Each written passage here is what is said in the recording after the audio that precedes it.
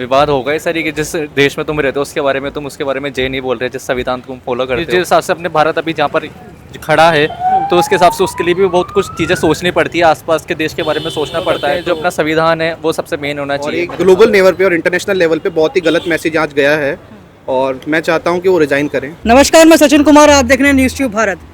आज पार्लियामेंट के अंदर ओवैसी ने शपथ ली। शपथ के अंत में उन्होंने कहा जय भीम, जय मीम, जय तेलंगाना और जय फिलिस्तीन।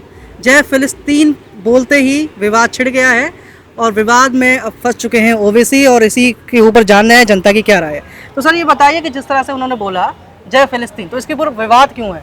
विवाद होगा इस तरीके जिस देश में तुम रहते हो उसके बारे में तुम उसके बारे में जे नहीं बोल रहे, जिस संविधान तुम फॉलो करते हो उसके बारे में तुम जे नहीं बोल रहे, तो ये तो ऐसा क्यों, मतलब उन्होंने बोला क्यों नहीं? जब सब जय भारत बोल रहे हैं, राहुल गांधी जय हिंद बोल रहे हैं, जय संविधान बोल रहे हैं, तो वो जय फिलिस्तीन क्यों बोल रहे हैं?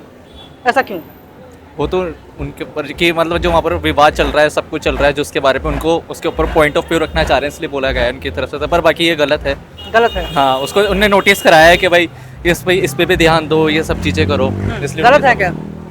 गलत भी होता है। न्यूट्रल हूँ मैं तो इस बारे में। न्यूट्रल है, मतलब कि उन्होंने फिलिस्तीन बोला तो कुछ गलत नहीं करा। नहीं, गलत तो नहीं करा। अब उनके right to expression of speech. अच्छा, राइट टू स्पीच है उनको। आप मेरे अकॉर्डिंग गलत है, गलत है? क्योंकि जो देश का स्टैंड है वो इसराइल के अगर वो उसमें है और वो अगर पैलेस्टाइन को सपोर्ट कर रहे हैं तो ये कहीं ना कहीं उनकी एंटी इंडिया जो मानसिकता है उसको कहीं दर्शाता जैसे है। इन्होंने ये सवाल उठाया कि भाई कि आप भारत के स्टैंड के विरुद्ध जा रहे हैं इसलिए आप एंटी नेशनल हैं, तो आप ये बताइए कि एंटी नेशनल स्टैंड किस तरह से मतलब भारत को विश्व पटल पर किस तरह से कमजोर कर रहा है? जिस तरह का ये पटेल को तो मेरे को लगता नहीं है कमजोर कर रहा है, कि जिस हिसाब से अपने भारत अभी जहाँ पर खड़ा है तो उसके हिसाब से उसके लिए भी बहुत कुछ चीज़ें सोचनी पड़ती है, आसपास के देश के बारे में सोचना पड़ता है। तो अब जैसे एक एमपी भारत का इस तरह के बयान देता है कि जो कि भारत के विरुद्ध ही जा रहे हैं, तो ये बताइए कि इससे भारत की छवि कमजोर तो होती है ना विश्व पटल पर? होगी, पर इतना फर्क नहीं पड़ता मेरे पॉइंट ऑफ ओपिनियन से। तो फर्क नहीं पड़ता है। हाँ, इतना फर्क नहीं पड़ता।